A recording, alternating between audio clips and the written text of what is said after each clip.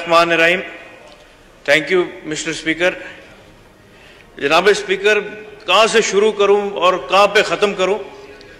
इस मुल्क के हालात जो हैं वो सारों के सामने हैं। कोई उस पर नज़र डालना चाहे या कोई उस पर नज़र फेरना चाहे वो अलहदा बात है, लेकिन इस वक्त जो हमारे अवाम के हालात हैं वो किसी से छुपे हुए नहीं है। जिस हद तक महंगाई इस मुल्क में हो गई है, जिस हद तक लोड शेडिंग इस मुल्क में हो रही है, और जो पेट्रोल की प्राइसेस के साथ हर रोज इजाफा किया जा रहा है, इसमें हमारी अवाम का क्या कसूर है?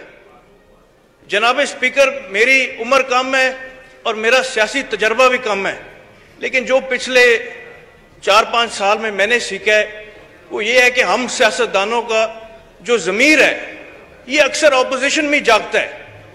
हम लोग जब हुकूमत में आते हैं तो हम इस ज़मीर को भूल जाते हैं। जब हम ऑपोजिशन में देखते हैं तो महंगाई की बात भी होती है, लोड शेडिंग की बात भी होती है, पेट्रोल की बात भी होती है, लेकिन जब हुकूमत में आते हैं तो इन सब चीज़ों पे पर्दा डालते हैं, इन सब चीज़ों पे खामोश हो जाते हैं। 4 महीने पहले इसी हुकूमत ने कहा था कि पेट्रोल 70 रुपए फी लीटर होना चाहिए। 4 महीने बाद आज हुकूमत में आए हैं तो अवाम इंतजार कर रही है कि वही ज़मीर वापस जाके जिसने 70 रुपए का पेट्रोल कहा था होना चाहिए। 1 घंटा लोड शेडिंग होती थी पाकिस्तान में तो चीखें निकलती थी। आज अवाम उसी ज़मीर का इंतजार कर रही है कि वो ज़मीर वापस जागे, लेकिन ज़मीर जागने को आता नहीं है। आज हमारे मुल्क में जो अवाम का हालात है, आज एक आम आदमी जब निकलता है वो इस बात से परेशान होता है कि रात की रोटी मैं कहां से पूरी करूंगा। जब एक आदमी बाहर निकलता है वो ये सोचता है कि रात को मैं अपने बच्चों को खाना कहां से लाके दूंगा। और आज के हुक्मरान कहते हैं कि चाय की 1 प्याली कम कर लो। आज चाय की प्याली 1 कम करा रहे, कल दिन की रोटी 1 कम कराएंगे और परसों कहेंगे कि सांस भी आराम आराम से लो। इन्होंने इस मुल्क में अवाम का जीना मुश्किल कर दिया है जनाब स्पीकर। और जनाब स्पीकर, जब इन्होंने लॉन्ग मार्च की, कराची से लॉन्ग मार्च हुई थी महंगाई के खिलाफ, लाहौर से लॉन्ग मार्च हुई थी महंगाई के खिलाफ, और जब पीटीआई ने, जब तहरीके इंसाफ ने लॉन्ग मार्च की तो इन्होंने स्टेट को इस्तेमाल करके उनको रोकने की कोशिश की, उन पे शेलिंग करवाई, उन पे लाठी चार्ज करवाई। जनाब स्पीकर, मेरा आपसे यह सवाल है कि जिनके ऊपर शेलिंग हुई, जिनके घरों में रेड पड़े, क्या वो इस मुल्क के शहरी नहीं थे? क्या उनका हक नहीं है कि वो एहतजाज कर सके? जब आप लोग कराची से चले थे, जब आप लोग लाहौर से चले थे, आपके रास्ते में एक रुकावट नहीं आई, लेकिन जब पीटीआई ने यहां पे लॉन्ग मार्च का फैसला किया था, उनके कारकुन गिरफ्तार भी हुए, उनके घरों में रेड भी हुए, उनके ऊपर शेलिंग भी हुई, उनके ऊपर लाठी चार्ज भी हुई। क्या ये हमारे मुल्क का कानून है कि आज हमारी अवाम हमारे पुलिस के सामने आके खड़ी होगी? क्या हम स्टेट के साथ मुकाबला करेंगे?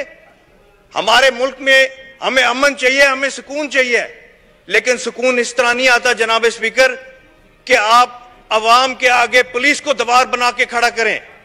जनाब स्पीकर, हमारे मुल्क में जो महंगाई का तूफान है, हर हुकूमत आके पिछली हुकूमत को जिम्मेदार ठहराती है, लेकिन कब तक हम पिछली हुकूमतों को जिम्मेदार ठहराएंगे?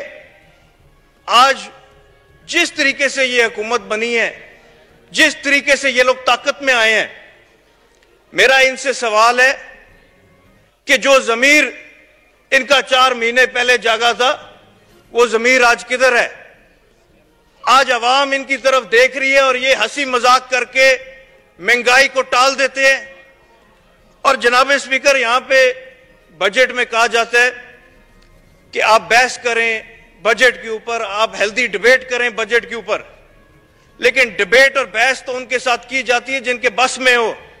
आप यहां पे IMF का एक नुमाइंदा ला के बैठा दें, उससे हम बहस भी करेंगे, उससे हम डिबेट भी करेंगे, लेकिन जब बजट बनाना इनके बस में नहीं है, जब मुल्क चलाना इनके बस में नहीं है, तो हम डिबेट किसके साथ करें? हम मुशावरत किसके साथ करें? जनाब स्पीकर, वक्त दूर नहीं है जब हम सबको अवाम की अदालत में जाना है। तब ना बैरूनी ताकतों की मुदाखलत होगी, ना तब डॉलरों की ताकत होगी, तब सिर्फ अवाम का फैसला होगा। और अवाम ने फैसला करना है अपने हक के लिए। अवाम ने यह नहीं देखना कि बैरूनी ताकतें किसके साथ हैं, अवाम ने यह नहीं देखना डॉलर किसके पास है। और इंशाल्लाह मुझे पूरी उम्मीद है कि अवाम हमारी जो फैसला करेगी वो फैसला होगा इमरान खान का फैसला, वो उसी हुकूमत का फैसला होगा जिसको इस मुल्क से निकाला गया था, जिसको इस हुकूमत से निकाला गया था। और वाज़ेह तौर पे इंशाअल्लाह ताला दोबारा वही हुकूमत अक्सरियत करके यहां पे आएगी। मेहरबानी।